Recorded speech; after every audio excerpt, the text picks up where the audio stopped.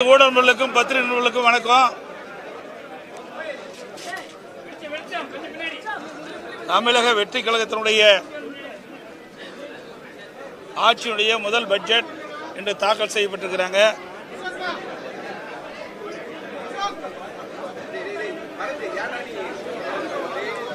இந்த பட்ஜெட்டில் மக்களுடைய எதிர்பார்ப்புக்கு எதுவுமே பூர்த்தி செய்ய முடியவில்லை. இந்த அரசால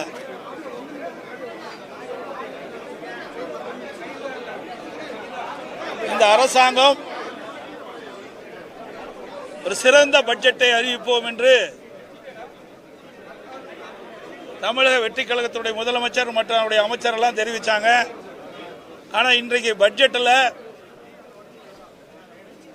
எந்த ஒரு முக்கியமான அறிவிப்பும் இடம்பெறவில்லை என்பதுதான் மிகப்பெரிய ஏமாற்றமாக தோன்றுகிறது.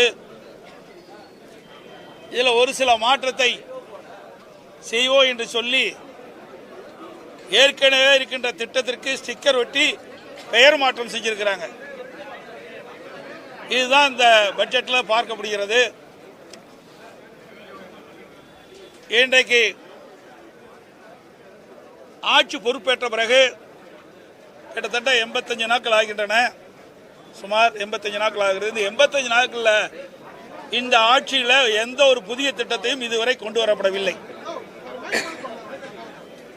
வெறும் வசனத்தை பேசியே 85 நாட்கள் காலத்தை ஓட்டிவிட்டார்கள்.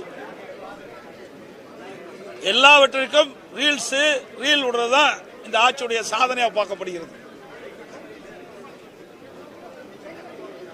ஆட்சிக்கு வருவதற்கு முன்பு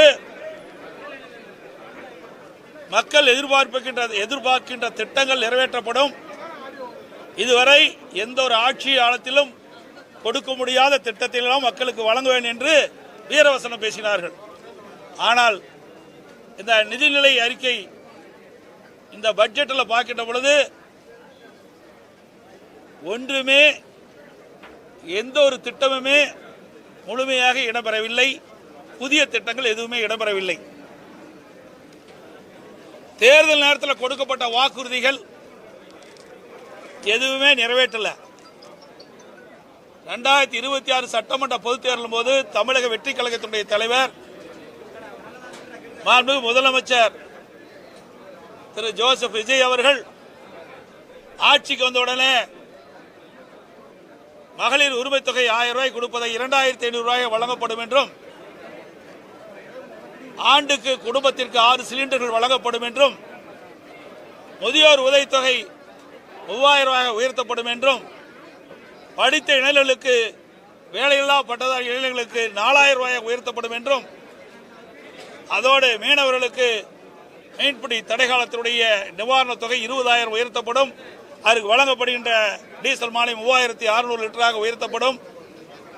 இப்படி பல அறிவிப்புகளை வெளியிட்டாங்க. அதோட விவசாயிகள் 5 ஏக்கருக்கு குறைவாக வைத்திருக்கின்ற விவசாயிகள் தொடக்க வேளாண் கூட்டுறவு சங்கத்தில் வாங்கிய பயிர்க்கடன் முழுவதும் தள்ளுபடி. சிறு விவசாயிகளுக்கு 5 ஏக்கர் மேல வைத்திருக்கின்ற விவசாயிகள் தொடக்க வேளாண் கூட்டுறவு சங்கத்தில் வாங்கிய பயிர்க்கடன் பாதி அளவு தள்ளுபடி செய்யப்படும் என்று அறிவித்தார்கள்.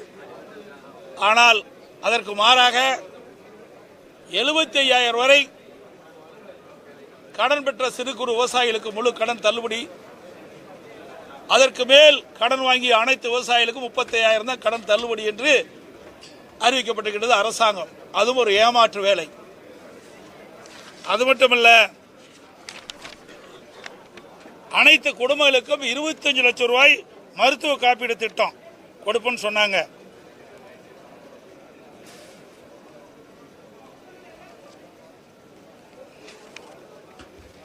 இப்படி பல திட்டங்கள், நிறைய திட்டங்கள் அறிவிச்சாங்க. ஆனா அந்த திட்டங்கள் எதுவுமே இந்த பட்ஜெட்டில் இடம்பெறல. அதில் அறிவிக்கப்பட்ட கொடுக்கப்பட்ட வாக்குறுதி எதுவுமே பட்ஜெட்டில் தெரிவிக்கவில்லை. புதிய திட்டமும் எதுவும் அல்ல. எல்லாம் ஏற்கனவே இருக்கின்ற திட்டத்துக்கு பெயரை மாற்றி ஸ்டிக்கர் ஒட்டி அறிவிச்சுதான் இந்த நிதிநிலையில் இருக்கல பார்க்கப்படுகிறது. இன்றைக்கு வருவாய் பற்றாக்குறை சுமார் 55,785 கோடின்னு சொல்லியிருக்கிறாங்க. அதோட நிதி பற்றாக்குறை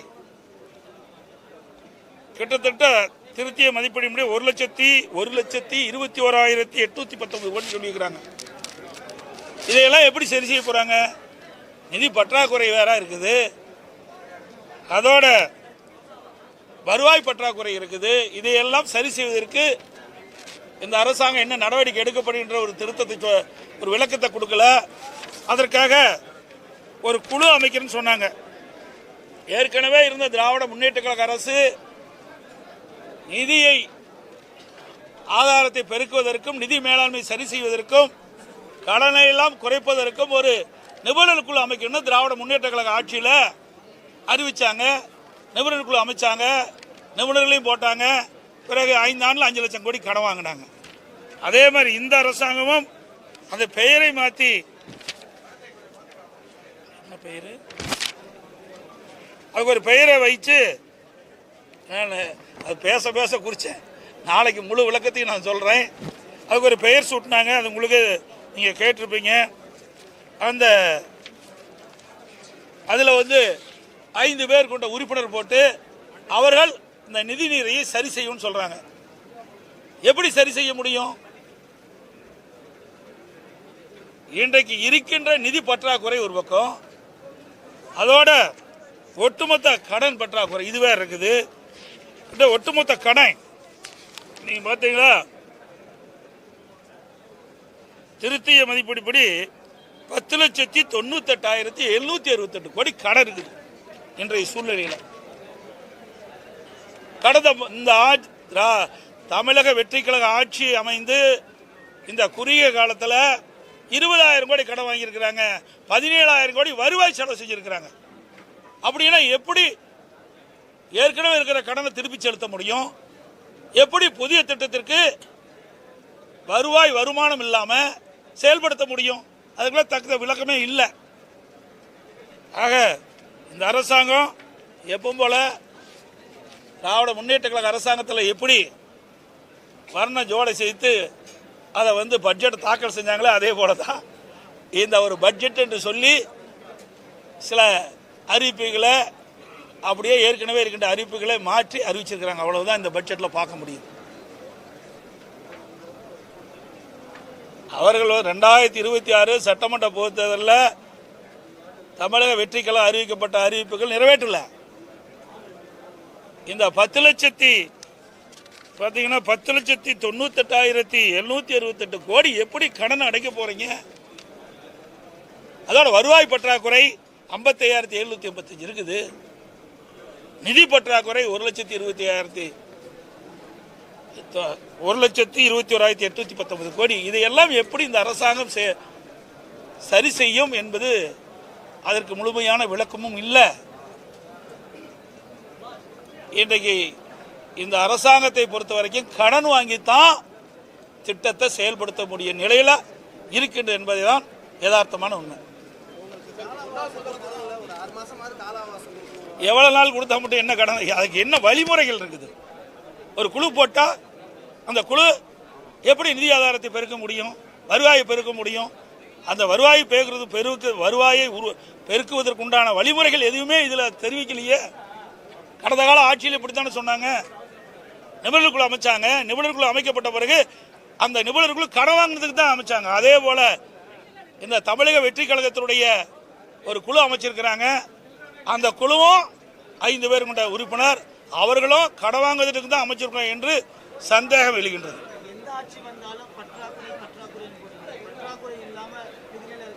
இருக்க வேணும், பற்றாக்குறை இருக்க வேணும். அளவுக்கு மீறி போனா என்ன செய்ய முடியும்? அளவுக்கு மீறினால் அமிர்தம் விஷமாகும் சொல்றாங்கல்ல, அதுபோல அளவுக்கு மீறி கடன் பெற்றால் மாநில அரசுடைய நிலைமை என்ன ஆகும்? நாளுக்கு நாள் கடனுடைய அதிகரித்துட்டே போகுது. ஆக இன்னைக்கு ஒரு புதிய திட்டத்தை அறிவிக்கிறேன்னா அதுக்கு தகுந்த வருவாயை பெருக்கி அதுக்கு தேவையான திட்டத்தை நீங்க கொடுக்கணும். இதே அனைத்து இந்திய அண்ணா திராவிட முன்னேற்ற கழக அரசாங்கம் இருந்தது. ஒரு வருஷம் 1 ரூபாய் வருவாங்க கிடையாது. கொரோனா காலம் 1 ரூபாய் அரசுக்கு வரி வருமானம் இல்லை. அந்த காலகட்டத்தை கூட சிறப்பான ஆட்சி கொடுத்தோம். எந்த திட்டத்தையும் நாங்க முடக்கல. எல்லா திட்டமும் சிறப்பாக செயல்பட்டது. விலைவாசி கட்டுப்பாட்டுக்குள்ள வச்சிருந்தோம். கடனை அதிகமாக பெறல. ஆக அது ஒரு நிர்வாக திறமைமிக்க அரசாக அனைத்து இந்திய அண்ணா திராவிட முன்னேற்ற கழகம் செயல்பட்டது. அப்படி கடந்த கால அரசும் இல்லை, இப்போ இருக்கின்ற அரசும் இல்லை என்பதுதான் யதார்த்தமான உண்மை. அதாங்க ஏற்கனவே அதிமுக ஆட்சியில் இருந்த திட்டங்கள் பல திட்டம், தாலிக்கு தங்கம் திட்டம் அப்படியே கொண்டாந்துட்டாங்க. விலையில்லா கறவை மாடு ஆடுகள் திட்டம் கொண்டாந்துருக்கிறாங்க. பெண்கள் பாதுகாப்பு காவல் திட்டம், இதையெல்லாம் அதிமுக ஆட்சியில் கொண்டு வரப்பட்ட திட்டம். இதையெல்லாம் ஏற்கனவே தொடர்ந்த திட்டத்தை தான் அதுக்கு ஒரு பெயரை சொல்லி அந்த திட்டத்தை ஸ்டிக்கர் ஒட்டி அறிவிச்சிருக்கிறாங்க. சார் இன்னும் பல திட்டங்க, நடந்தாய்வாளி காவிரி திட்டம் ஏன் நிதி ஒதுக்கீடுல எவ்வளவு போராடணும். மேட்டூர் அணையிலிருந்து திறக்கப்படுகின்ற நீர் கடல்ல கலக்கின்ற வரை அந்த நீர் சுத்தமாக இருக்க வேண்டும் என்பதற்காகத்தான் அனைத்து இந்திய அண்ணா திராவிட முன்னேற்ற கழக அரசு இருக்கின்ற பொழுது, நான் முதலமைச்சர் இருக்கின்ற பொழுது பாரத பிரதமரை சந்தித்து கோரிக்கை வைத்தேன். கோரிக்கை ஏற்று நாடாளுமன்ற கூட்டுக்குழுல அதை அறிவிச்சாங்க. அறிவிச்ச பிறகு 2 வருஷத்துக்கு முந்தி மத்திய அரசாங்கம் அதற்காக 11,250 கோடி நிதி ஒதுக்கீடு செய்யப்பட்டது. கடந்த கால அரசு அதை நீர்வளத்துறை இதில் வந்து மானிய கோரிக்கையில் அதில் திட்டத்தை கொண்டாந்து அறிவிச்சாங்க. மாநில அரசு 40%, மத்திய அரசு 60%. அதை காண்பிக்கவே இல்லை. எவ்வளோ அருமையான திட்டம். மாசுபட்ட நீர் நதியில் கலக்கக்கூடாது. மேட்டூர் அணை திறக்கப்படுகின்ற நீர் 2 கரை ஓரமாக இருக்கின்ற நகரத்திலிருந்து வெளியேறுகின்ற அசுத்த நீர் சுத்தப்படுத்தி ஆற்றில் விழுவது. பவானி சாரிலிருந்து வருகின்ற நீர், நொய்யிலிருந்து வருகின்ற நீர், அதே போல அமராவதியிலிருந்து வருகின்ற நீர் மற்றும் ஓடையிலிருந்து வருகின்ற நீரெல்லாம் அதை சுத்தப்படுத்தி அந்த நதியிலே விடுவது. ஓடையிலே விட்டு காவிரியிலே கலக்கின்ற பொழுது சுத்தமான நீர் மக்களுக்கு குடிநீர் சுத்தமான கிடைக்க வேண்டும் என்பதற்காகத்தான் இந்த திட்டத்தை கொண்டாந்தோம். அதுவும் இடம்பெறல. லீக்கேஜ் இருக்கு அப்படின்னு சொல்றாங்க. கடந்த ஆட்சியும் சரி உங்க ஆட்சியும் சரி நிறைய செயல்படுத்துவதில்ல தவறான எஸ்டிமேஷன் கொடுத்துருக்காங்க. எவ்வளவு லீக்கேஜ் அடைப்பீங்க? லீக்கேஜ்னு சொல்லித்தான் மக்களை ஏமாற்ற முடியுமே ஒழிய லீக்கேஜ் எங்க இருக்குது? ஏன் 5 ஆண்டு காலம் அதே லீக்கேஜ் தான் அடைக்கணும்னு அவர் சொன்னாங்க. இப்போ இந்த அரசாங்கமும் அதையே பின்பற்றி லீக்கேஜ் எல்லாம் சரி செய்யணும்னு சொல்றாங்க. எந்தெந்த வகையில் லீக்கேஜ் இருக்கு என்பதை அறிவிக்கலையே, அறிவிக்க வேணும்ல. இன்றைக்கு ஆண்டாண்டு காலமாக அதே அதிகாரி தான் இருக்கிறாங்க. ஏன் அது அதிகாரிகளுக்கு எந்தெந்த இடத்துல எந்தெந்த துறையில் எந்தெந்த வருமானத்தில் எந்தெந்த வரி வருவாயில் லீக்கேஜ் இருக்குன்னு தெரிவிக்க வேணும்ல. அப்போ லீக்கேஜ் இருந்ததால எவ்வளவு லீக்கேஜ் இருக்குது, அதுக்கு எவ்வளோ வருவாய் வரும், அதுக்கு எப்படி திட்டத்தில் திட்டமும் செயல்பட முடியும்? ஒன்றுமே சொல்லாத அவர் பாட்டு அறிவிச்சுட்டு போயிட்டாங்க.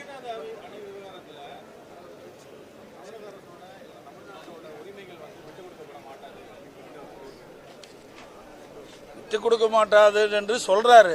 கையில் சொல்லி என்ன பண்றது? அனைத்து இந்திய அண்ணா திராவிட முன்னேற்ற கழக அரசு இருக்கின்ற பொழுது இதற்காக எவ்வளவு நடவடிக்கை எடுத்தோம் நல்லா நினைச்சு பாருங்க. அம்மா இன்றைக்கு காவிரி நதிநீரை பிரிச்சதற்கு 4 நாட்கள் உண்ணாவிரதம் இருந்தாங்க. இன்றைக்கு உச்சநீதிமன்றம் அளித்த தீர்ப்பை நடைமுறைப்படுத்த வேண்டும் என்று சொல்லி அனைத்து இந்திய அண்ணா திராவிட முன்னேற்ற கழக அரசு இருக்கின்ற பொழுது, அம்மா அரசு இருக்கின்ற பொழுது இன்றைக்கு உச்சநீதிமன்ற தீர்ப்பை நடைமுறைப்படுத்த காலதாமம் செஞ்சது மத்திய அரசு. அப்போ நாங்கள் மத்திய அரசு பாரதிய ஜனதா அரசோட கூட்டணி இருந்தோம். அந்த காலகட்டத்தில் கூட கூட்டணியெல்லாம் பார்க்கல. மக்களுடைய நலன் சார்ந்த பிரச்சனை, தமிழ்நாட்டு விவசாயியுடைய நலன் சார்ந்தது, தமிழ் மக்களுடைய நலன் சார்ந்த பிரச்சனை என்ற காரணத்திற்காக 22 நாட்கள் உச்சநீதிமன்ற தீர்ப்பை நடைமுறைப்படுத்த வேண்டும் என்று நாடாளுமன்றத்தையே முடக்கணுங்க. அப்படி வரலாற்றை நாங்கள் படித்தோம். அப்படி கஷ்டப்பட்டு வாங்கின தீர்ப்பை கூட இவர்களால் இன்றைக்கு காப்பாற்ற முடியுமா என்ற ஒரு கேள்விக்குறி எழுந்திருக்குது.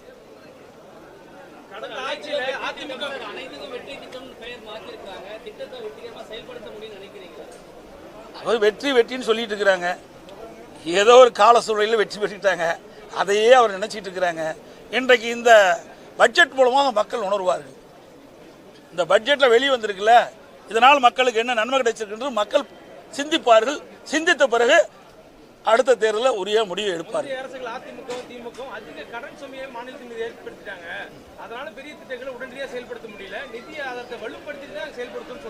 எங்க நிதி ஆதாரத்தை நீங்க தான் 1,27,000 கோடி நீங்க இருக்குன்னு சொல்லிக்கிறீங்க.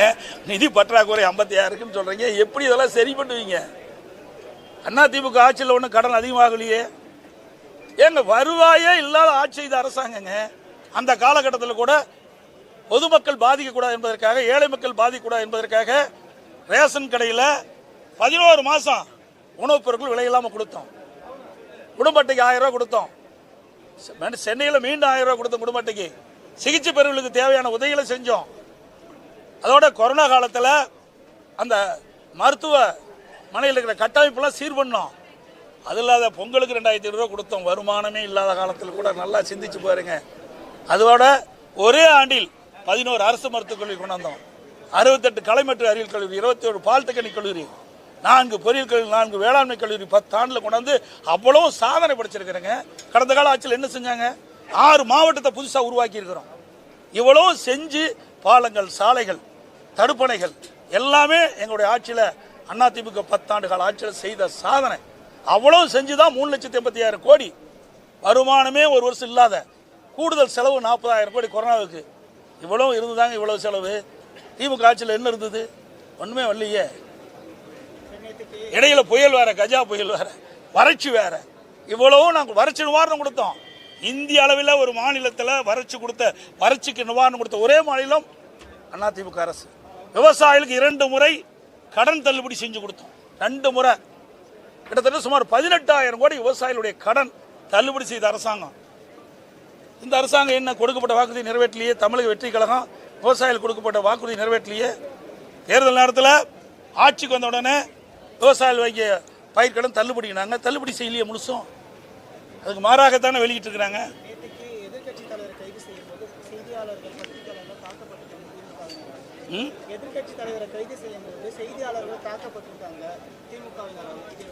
செய்தியாளர்களை தாக்கப்பட்டது வன்மையாக கண்டிக்கத்தக்கது. அதில் எந்த மாற்று கருத்தும் கிடையாது.